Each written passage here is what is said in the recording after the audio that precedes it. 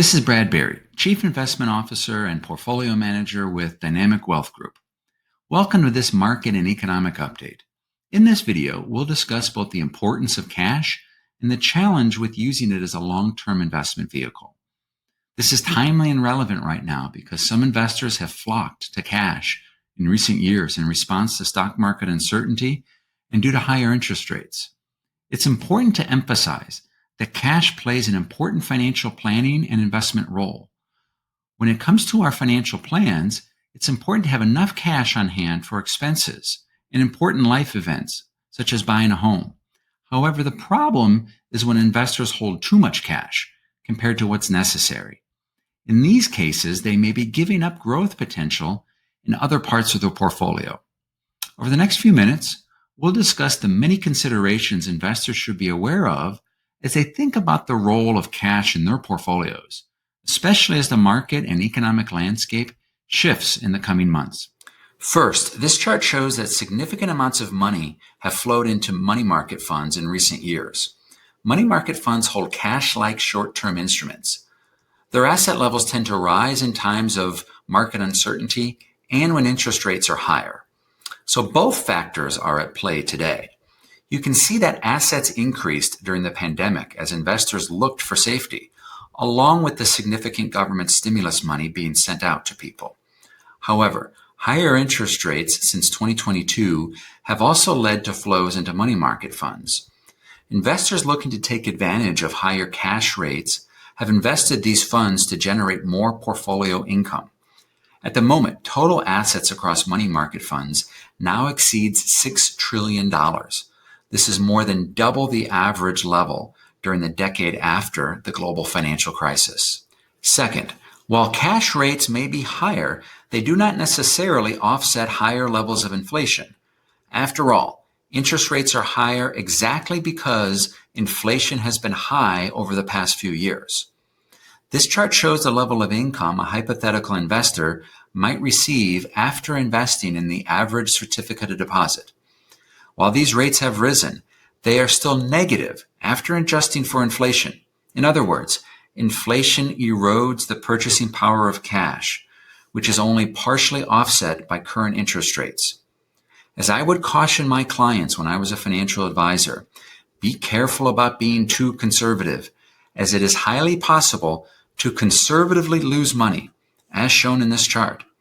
Thus, one challenge with holding too much cash is that inflation can still eat into this income. Another problem is that these yields are not locked in. By definition, cash rates are short-term, so investors need to reinvest their money periodically and hope they can still find attractive rates.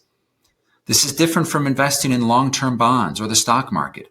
Investment-grade corporate bonds, for instance, have higher yields around 5.5% right now, far above their averages over the past decade. Finally, this chart shows while inflation has been a problem over the past century, stocks and bonds have historically outpaced it. For example, what cost $1 back in 1926 would cost $17 today due to inflation. However, $1 invested in the S&P 500 back then would be worth a whopping $13,000 today. While the past is no guarantee of the future, this historical example emphasizes the importance of investing properly. While cash can play many roles and is always needed for important expenses, it does not replace a proper allocation of stocks and bonds. I believe one additional reason many investors have flocked to cash, however, is the poor performance in the bond market. Thus, we would go a step further and suggest added diversification through different approaches, not just asset classes. Namely, having a portion of an overall portfolio, yes, follow a buy and hold strategic allocation approach, but also have a tactical portion where portfolio managers have the ability to deviate, possibly using cash to minimize risks and maximize returns. Lastly, the use of an alternative investment can help to add non-correlation and diversification, especially in the fixed income category. This approach is part of our multidimensional asset allocation models we provide to financial advisors. Think of it this way.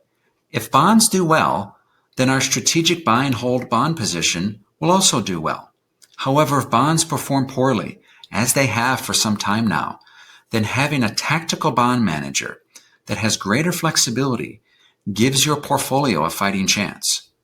If your tactical manager is wrong in their changes, that's when having alternative investments to bonds can help out. This, my friends, is what true diversification actually looks like. I hope you found these insights valuable.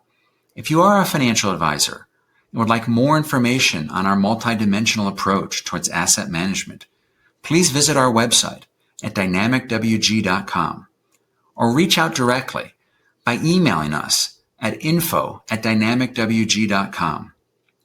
If you are an individual investor, we are happy to address any questions you may have and put you in touch with a qualified advisor if so desired. Until next time, take care, everyone, and make smart, logical, and fact-based financial decisions.